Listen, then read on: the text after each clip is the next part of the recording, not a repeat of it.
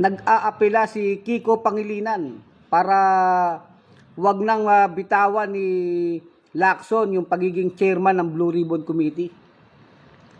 Dahil nga po yan sa mainit yung ibang mga senador, lalo yung mga Duterte senators. Para pagbigyan itong sila JBRC to, sila Amy Marcos. Ano yan, takipan ng takipan? Hindi na lang iimbestigahan sila Joel, sila Escudero, sila Jinggoy. Yung tatay at kapatid ni Bongo, dapat ipatawag sa Senado yan. Si Mark Villar, dapat imbestigahan. Kung takipan ng takipan, lalo pong mabubulok ang Senado, lalong mawawala ng tiwala. Halos wala nang tiwala ang taong bayan. Galit na galit po ang mamamayan dyan sa flood control, mga corruption na yan.